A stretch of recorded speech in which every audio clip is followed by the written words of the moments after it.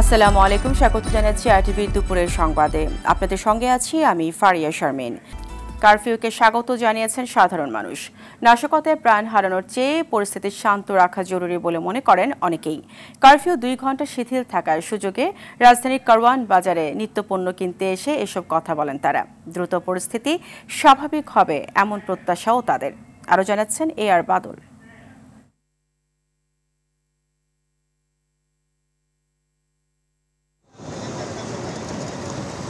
দেশ জুড়ে চলছে কারফিউ। বেসামরিক প্রশাসনকে সহায়তা করতে মাঠে রয়েছে আর্মি। দুপুর 12টা থেকে 2টা পর্যন্ত শিথিল করা হয় কারফিউ।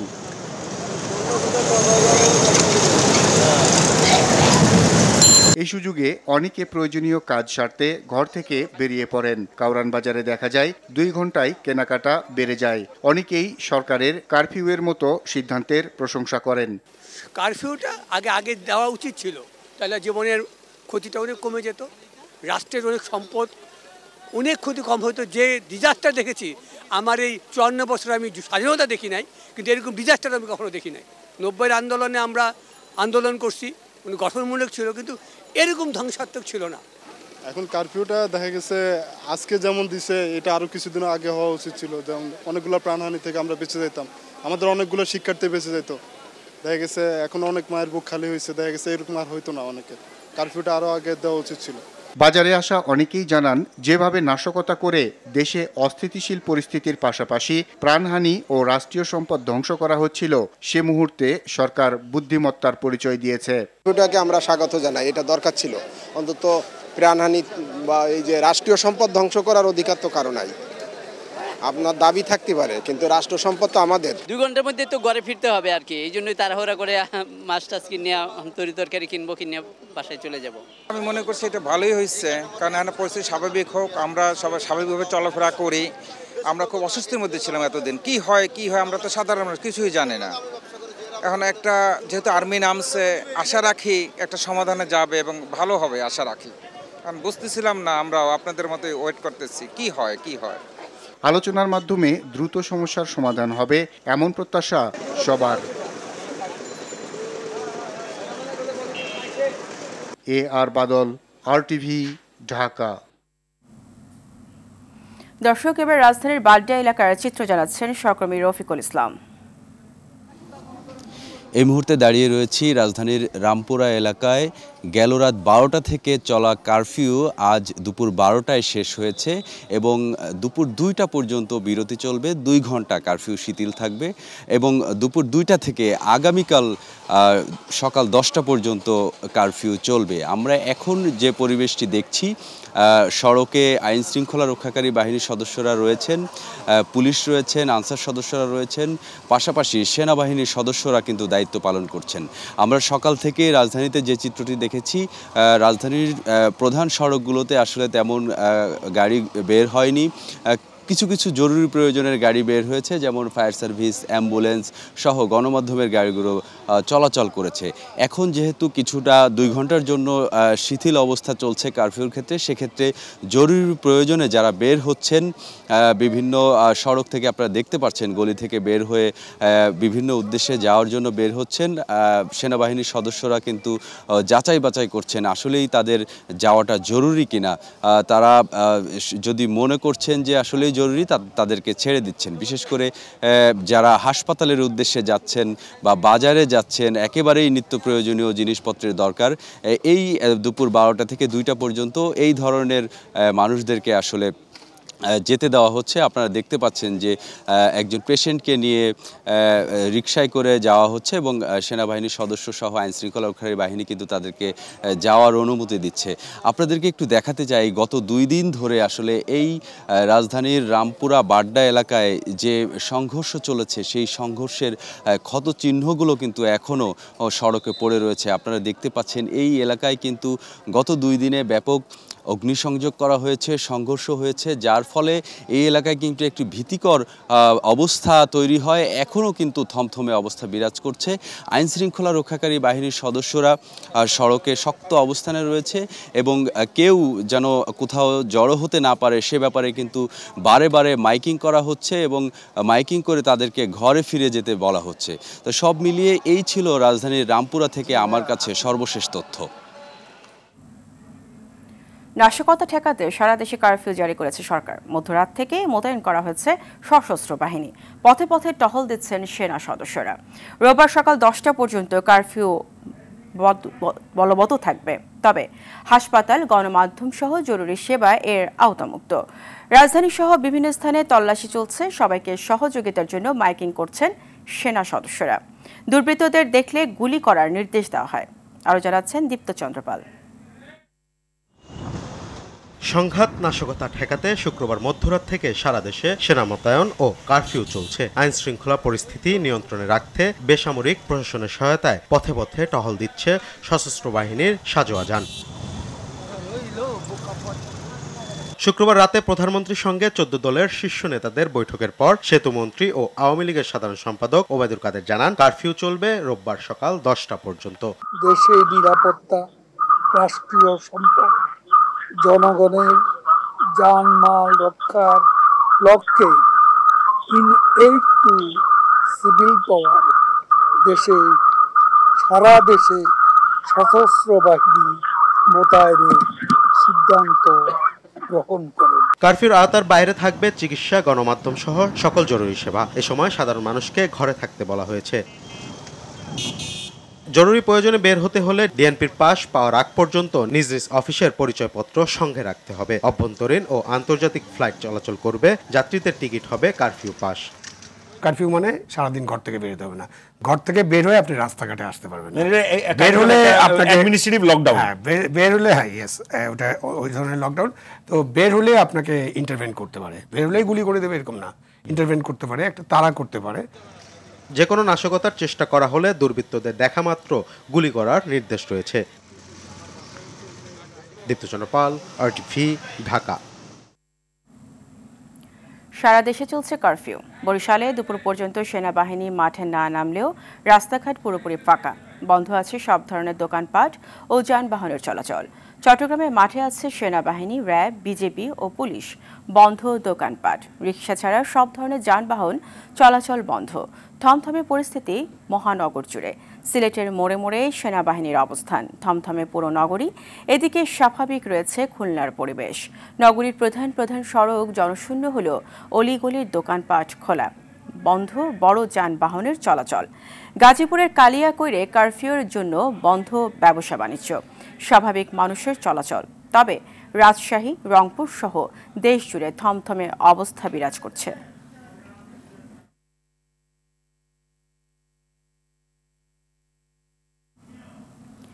শিক্ষার্থীদের ব্যানারে কেউ নৈরাজ্য কর্মকাণ্ড চালানোর অপচেষ্টা করলে সেই দায় আন্দোলনরত শিক্ষার্থীরা নেবে না।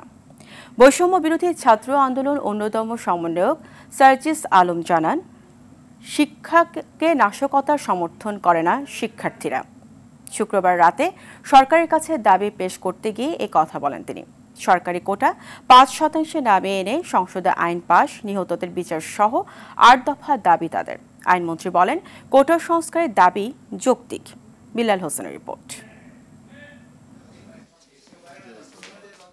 শুক্রবার মধ্যরাতে রাষ্ট্রীয় অতিথি ভবন পদ্মায় সরকারের কাছে নিজেদের দাবি পৌঁছে দিতে আসেন বৈষম্য বিরোধী ছাত্র আন্দোলনের প্রতিনিধি দল। সরকারের সংশ্লিষ্ট ব্যক্তিকে সরকারের পক্ষে উপস্থিত ছিলেন আইনমন্ত্রী, শিক্ষামন্ত্রী ও তথ্য ও সম্প্রচার প্রতিমন্ত্রী। বৈষম্য বিরোধী ছাত্র আন্দোলনের সমন্বয়ক সার্জিস আলম জানান, শিক্ষার্থীরা সংঘাত ও সহিংসতার বিরুদ্ধে।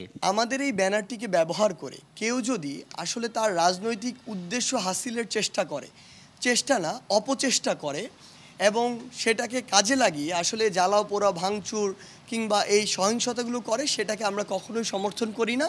সে দায় তাদের। আইন শৃঙ্খলা বাহিনীকে হামলার নির্দেশনার জন্য তদন্ত সাপেক্ষে সরকারের সংশ্লিষ্ট ব্যক্তিকে বিচারের আওতায় আনতে হবে। কোটা সংস্কার ও শিক্ষার্থীদের বিরুদ্ধে মামলা প্রত্যাহারের দাবি তাদের। যুবলীগের নেতৃত্বে যারা ঢাকা বিশ্ববিদ্যালয় সহ দেশের বিভিন্ন শিক্ষা প্রতিষ্ঠানে সাধারণ শিক্ষার্থীদের উপর অতর্কিত হামলা ও নৃশংসতা চালিয়েছে তাদের দ্রুত বিচারের আওতায় নিয়ে আসতে হবে। যে সকল বিশ্ববিদ্যালয়ের প্রশাসনের নীরব ভূমিকার কারণে শিক্ষার্থীদের উপর হামলা হয়েছে সেই সব বিশ্ববিদ্যালয়ের ভিসি ও প্রক্টরকে পদত্যাগ করতে হবে। কোটা সংস্কার আন্দোলনকে কেন্দ্র করে দায়েরকৃত সকল মামলা প্রত্যাহার করতে হবে। আইনমন্ত্রী জানান, কোটা সংস্কার সহ শিক্ষার্থীদের দাবি পর্যালোচনা করবে সরকার। কোটার যে পরিমাণের কথা তারা বলেছে সেটা তাদের আমরা দেখেছি এবং দেখে এটার একটা যৌক্তিক সমাধানে যাওয়া সম্ভব বলে আমরা মনে করি। নিহতদের স্মরণে শনিবার সারা দেশে শোক সভা, কালো ব্যাচ ধারণ ও দোয়া কর্মসূচি পালন করবে আন্দোলনকারীরা। বিল্লাল হোসেন, RTV, ঢাকা। দুদিন ধরে সারা দেশে ইন্টারনেট সেবা বন্ধ থাকায় চরম ভোগান্তিতে পড়েছেন সাধারণ মানুষ। এটিএম বুথ থেকে টাকা উত্তোলন করা যাচ্ছে না, স্থবির হয়ে পড়েছে মোবাইল ব্যাংকিং। এতে বাজার ও চিকিৎসা নিতে গিয়ে হিমশিম খেতে হচ্ছে। দ্রুত সময়ের মধ্যে ইন্টারনেট সেবা চালু করে স্বাভাবিক পরিস্থিতি ফিরিয়ে আনতে সরকারের প্রতি আহ্বান জানিয়েছেন গ্রাহকরা। মাহিন আরাফাতের সহায়তায় বিস্তারিত জানাচ্ছেন সেলিম মালিক। ডাক, টেলিযোগাযোগ ও প্রযুক্তি মন্ত্রণালয় থেকে জানানো হয়েছে, কোটা সংস্কারের দাবিতে আন্দোলনকারীদের দেয়া আগুনে পড়ে গেছে রাজধানীর মহাখালীতে স্থাপিত ডাটা সেন্টার। এতে বিঘ্নিত হচ্ছে ইন্টারনেট পরিষেবা। মোবাইল অপারেটরগুলো বলছে, সরকারের নির্দেশে তারা 4G নেটওয়ার্ক সেবা আপাতত স্থগিত রেখেছে। আর এই দুই কারণে মূলত সারা দেশে ইন্টারনেট ব্ল্যাকআউট চলছে, যার কারণে চরম ভোগান্তিতে পড়েছে সেবা গ্রহণকারী প্রতিষ্ঠান ও গ্রাহকরা। রাজধানী ঘুরে দেখা যায়, ডেবিট ও ক্রেডিট কার্ডের মাধ্যমে এটিএম বুথ থেকে টাকা উত্তোলনে হিমশিম খাচ্ছে মানুষ। টাকা মিলছে না অধিকাংশ বুথে। বুথের থেকে টাকা ওঠামো, ওনারা বলতেছে নেট নাই। তো বলছি যে নেট কখন আসবে, আমার তো ইমার্জেন্সি টাকার দরকার। ওনারা বলছে কখন আসবে এটা আমরা বলতে পারবো না। এটিএম বুথ নিরাপত্তায় দায়িত্বরতরা জানিয়েছেন, বুথে ইন্টারনেটের পাশাপাশি টাকা না থাকায় ফিরে যাচ্ছে গ্রাহক। নেটের কারণে তো টাকা তুলতে পারতেছে না মানুষ। যেগুলো তো কোনো বুথের মধ্যে টাকা আছে সেটা তুলতে পারে না নেটের কারণে। যে দু একজন আসতেছে তাকে তো বলা হচ্ছে, তারা চলে যাচ্ছে। হ্যাঁ, নেট আসলে আবার কার্যক্রম শুরু হবে। এদিকে মোবাইল ব্যাংকিং সেবা প্রায় পুরোপুরি স্থবির হয়ে পড়েছে। বন্ধ রয়েছে অধিকাংশ সেবা দানকারী দোকান। এতে নগদ টাকার সংকটে পড়েছেন অনেক গ্রাহক। বিকাশ, নগদের সব ধরনের সার্ভিস বন্ধ আছে, সব ধরনের টাকা পয়সা কোথাও থেকে তুলতে পারছি না। এখন সাধারণ মানুষের তো চলতে হবে, সাধারণ মানুষ তো আর এটার বাহিরে না। নগদ টাকা তো সবসময় হাতে থাকে না, ওভারঅল এখন মাসের শেষের দিকে, তো সেক্ষেত্রে এখন ধার কর্য করা ছাড়া তো কোনো উপায় দেখছি না। সংবাদ আদান প্রদান ও তথ্য যাচাইয়ের কাজ ব্যাহত হওয়ায় দ্রুত ইন্টারনেট পরিষেবা চালুর দাবি জানিয়েছে সম্পাদক পরিষদ। সেলিম মালিক, RTV, ঢাকা। দুদফা আগুনে রাজধানীর সেতু ভবনের ব্যাপক ক্ষতি হয়েছে। আগুন 4 তলা পর্যন্ত পৌঁছানোয় পুড়ে গেছে গুরুত্বপূর্ণ অনেক নথি। শনিবার দুপুরে সেতু ভবন পরিদর্শন করে সেতু সচিব মঞ্জুর হোসেন জানান, দুষ্কৃতিকারীদের আগুনে অন্তত 55টি যানবাহন পুড়ে গেছে। ভবনের সামনেও ব্যাপক ক্ষতি হয়েছে। ক্ষয়ক্ষতি নিরূপণে 7 সদস্যের তদন্ত কমিটি গঠন করা হয়েছে বলেও জানান সেতু সচিব।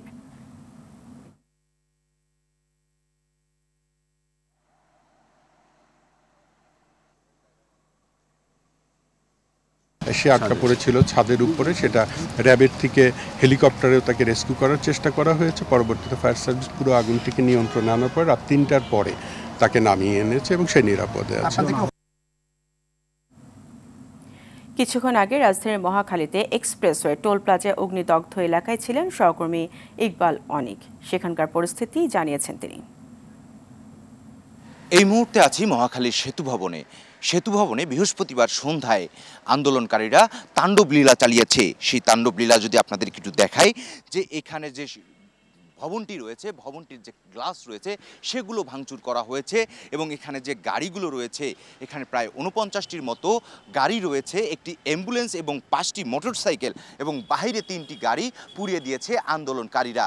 এবং সেতু ভবনের ভেতরে যে অংশগুলো রয়েছে সেখান থেকে বিভিন্ন জিনিসপত্র লুটপাট করেছে আন্দোলনকারীরা। এবং এখানে যারা কর্মরত আছেন তারা বলছেন যে আমরা বাহির থেকে দাঁড়িয়ে দেখা ছাড়া তাদের আর কোনো উপায় ছিল না এবং যারাই সামনে আসছে তাদেরকে তেড়ে গেছে এই আন্দোলনকারীরা। একটি বিষয় যদি বলে রাখি যে এইখানে যে আন্দোলনকারীরা যে এই ধ্বংসস্তূপে লীলা চালিয়েছে, তো এখানে শিক্ষার্থীরা কেউই এরকম ধ্বংসলীলা চালাতে পারে না।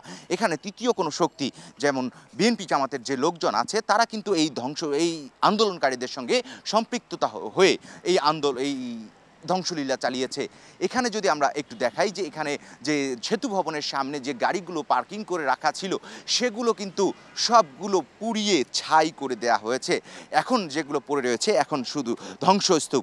এসব জিনিস কিন্তু হচ্ছে রাষ্ট্রীয় সম্পত্তি, সেই রাষ্ট্রীয় সম্পত্তিগুলো এভাবে পুড়িয়ে বিলীন করে দেয়া হয়েছে। এসব কি রাষ্ট্রের ক্ষতি বলা চলে? ক্ষতি, রাষ্ট্রের ক্ষতি মানে যে সাধারণ যে জনগণ রয়েছে তাদেরও এই ক্ষতি রয়েছে।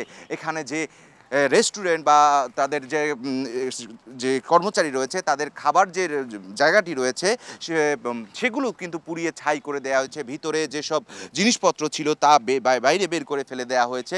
এখানে যে সব গাড়ি রয়েছে সেসব কিন্তু নতুন গাড়ি, প্রায় নতুন গাড়ি, সেগুলো প্রায় 49টি গাড়ি যদি পুড়িয়ে দেয় তাহলে কয়েক কোটি টাকার ক্ষতি, এখানে সেটা রাষ্ট্রের ক্ষতি হয়ে গেছে।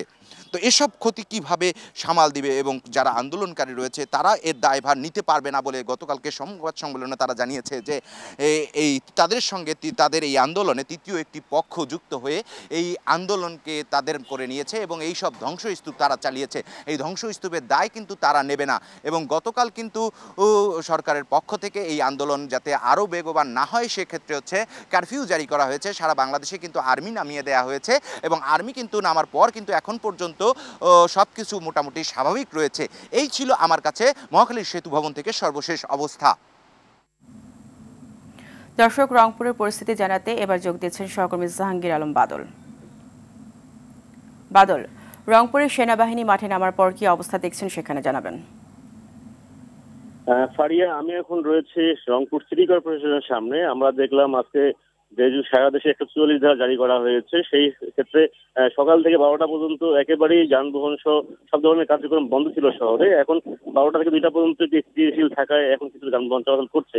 তো আমরা দেখেছি যে গত দুই দিনে যে রংপুরে যে তাণ্ডব চালিয়েছে আন্দোলনের নামে, আসলে ব্যাপক সরকারি রাষ্ট্রায়ত্ত সম্পত্তির উপর হামলা হয়েছে, একটি থানা ভাঙচুর করা হয়েছে, ইভেন আপনার জাতীয় আওয়ামী লীগ এবং মহানগর আওয়ামী লীগ কার্যালয়ে আগুন দেওয়া হয়েছে, একটি ডিবি কার্যালয় পুড়িয়ে দেওয়া হয়েছে এই আন্দোলনের নামে। আমরা দেখেছি গতকালকে দফায় সংঘর্ষের কারণে রংপুর সিটি কর্পোরেশনের সামন থেকে আপনার চেকপোস্ট পর্যন্ত নগরীর বিশাল একটা রাস্তায় ব্যাপক তাণ্ডব ক্ষতি করেছে আন্দোলনকারীরা। এটা আমরা দেখেছি যে এখানে বিএনপি জামাত সহ অনেক নেতাকর্মীরা তারা ছিলেন, আসলে পুলিশের সাথে দফায় সংঘর্ষ হয়েছে এখানে।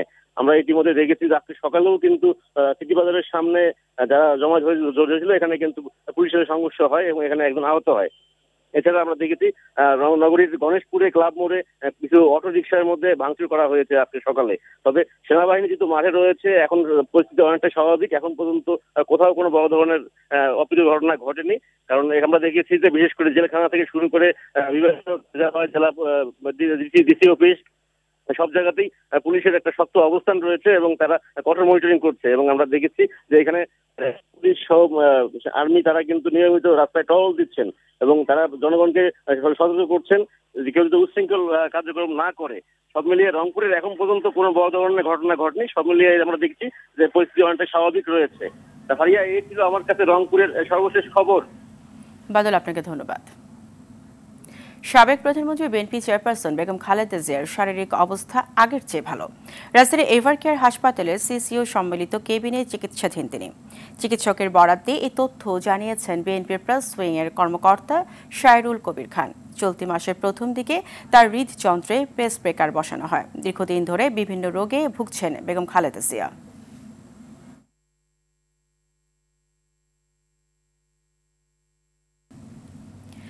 গাজায় এখনও নির্বিচারে হামলা চালিয়ে যাচ্ছে ইসরায়েলি বাহিনী। উপত্যকাটিতে নির্বিচারে হত্যাযজ্ঞকে আইন সিদ্ধ নয় বলছে আন্তর্জাতিক বিচার আদালত। এদিকে গেল 2 সপ্তাহ আগে ইসরায়েলি বাহিনীর হাতে আটক এক ফিলিস্তিনের মরদেহ পাঠিয়েছে দেশটির সরকার। গাজার স্বাস্থ্য মন্ত্রণালয় জানিয়েছে উপত্যকাটিতে শিশুদের পোলিও রোগ দেখা দিয়েছে। চলমান এই যুদ্ধে ইসরায়েলি বাহিনীর হামলায় এই পর্যন্ত ৩৮,৮৪৮ ফিলিস্তিনি নিহত হয়েছে। আহত হয়েছে ৮৬,০০০-এরও বেশি নিরীহ মানুষ। অন্যদিকে ইসরায়েলি বাহিনী জানিয়েছে প্রায় ১০ মাস ধরে চলা এই যুদ্ধে হামাসের হামলায় ১,১৩৯ ইসরায়েলি সেনা নিহত হয়েছে। খেলার খবর। স্বাগতিক শ্রীলঙ্কার বিপক্ষে ম্যাচ দিয়ে আজ থেকে নারী টি-20 এশিয়া কাপ মিশন শুরু করবে বাংলাদেশ। শ্রীলঙ্কার রাঙ্গিরি ডাম্বোলা আন্তর্জাতিক স্টেডিয়ামে ম্যাচটি শুরু হবে বাংলাদেশ সময় সন্ধ্যা 7:30টায়। গ্রুপ পর্বে নিজেদের প্রথম ম্যাচে জয় নিয়ে আসর শুরু করতে চায় টাইগ্রেসরা। তবে ঘরের মাঠের সুবিধা কাজে লাগিয়ে টাইগ্রেসদের বিপক্ষে জয়ের বিকল্প ভাবছে না লঙ্কান মেয়েরা। দুপুরের সংবাদ এই পর্যন্তই। সবশেষ সংবাদ জানতে যে কোনো মোবাইল ফোন থেকে 2414 নম্বরে ডায়াল করুন। জেলা সংবাদ বিকেল 4:45টায় দেখার আমন্ত্রণ রইল। ধন্যবাদ সবাইকে।